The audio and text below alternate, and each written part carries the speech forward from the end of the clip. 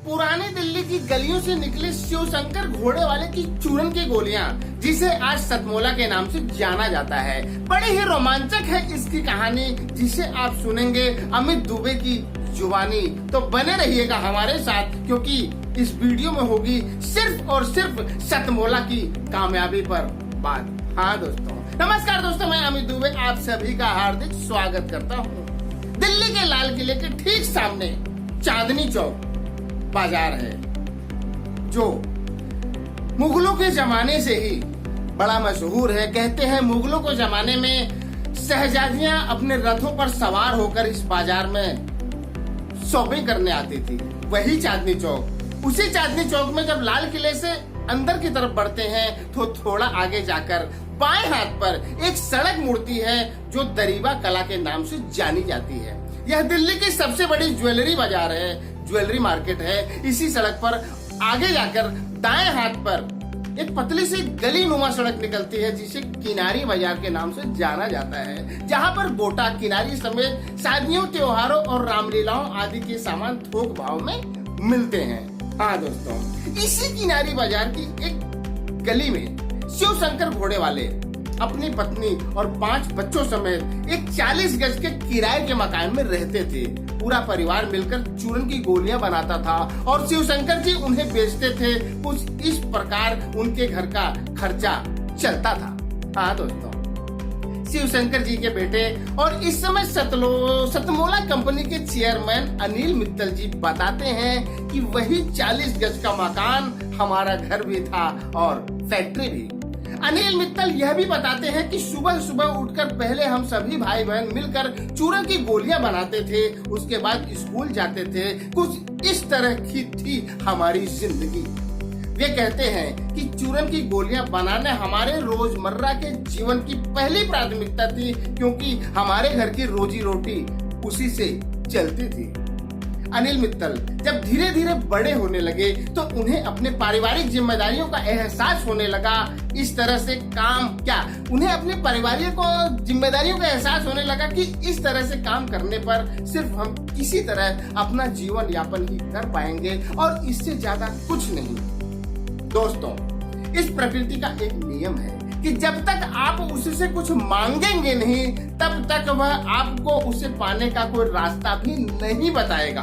बिल्कुल उसी तरह हमारा अवचेतन मस्तिष्क भी काम करता है। एक बार जब हम कोई काम उसे दे देते हैं, उसके बाद वह उसे पूरा करने में लग जाता है। अनिल मित्तल के चेतन मस्तिष्क में एक इच्छा जागी और उस इच्छा को अवचेतन मस्तिष्क ने सुना। फिर क्या था?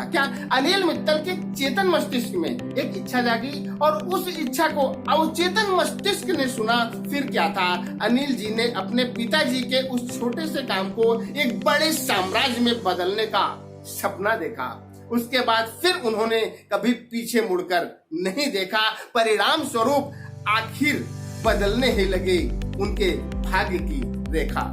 हाँ दोस्तों, अनिल जी चूरन बनाने से लेकर उसे पैकेट का रूप देना तथा बाजार में जाकर उन्हें बेचना, इन सभी कामों में पूरी तरह निपुण हो चुके थे। रिटेल तो करते ही थे, साथ में होलसेल की तरफ भी कदम बढ़ाने का मन बनाया और इसके लिए उन्हें एक बड़ी जगह और ज्यादा स्टाफ की जरूरत थी। 1978 में उन्होंने पूर्वी दिल्ली के लक्ष्मी नगर इलाके में एक 90 गज की फैक्ट्री से 10 कर्मचारियों के साथ काम को बड़ा करने की शुरुआत की।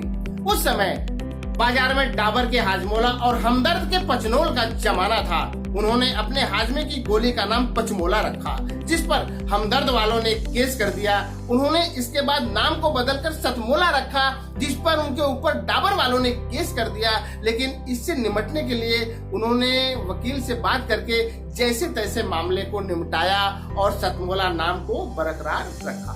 हाँ दोस्तों, समय बीतता रहा, सतमोला बाजार में अपनी जगह बनाने में कामयाब रहा। 1988 में उन्होंने दिल्ली से सटे साहिबाबाद में, जो कि गाजियाबाद जिला के अंतर्गत बिल्कुल दिल्ली से सटा हुआ है, आनंद विहार बस अड्डे के सामने से ही साहिबाबाद इंडस्ट्रियल एरिया शुरू होता है, उसी साहिबाबाद में एक बड़ी फैक्ट्री लगाई और इस तरह सतमोला ने अपने आप को हाजमे की गोली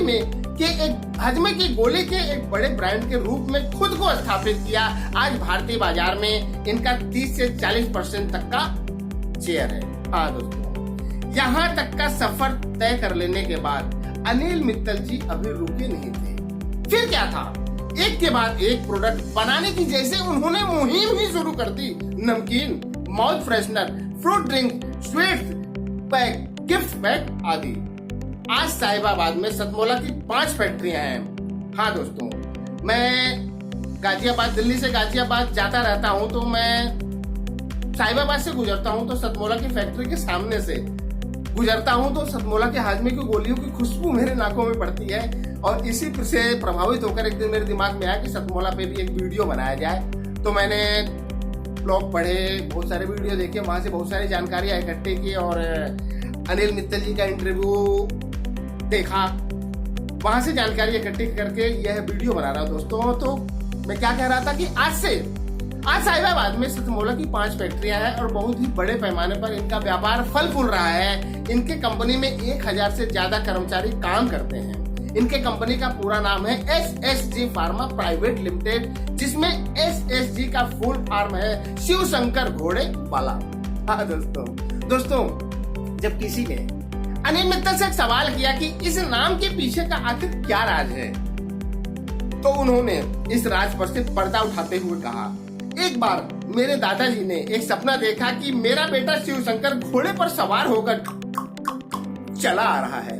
और वह सपना मेरे दादाजी के दिमाग में कुछ इस कदर सवार हो गया, छा गया कि उन्होंने शिव शंकर को शिव शंकर घोड़े वाला नाम ही दे दिया।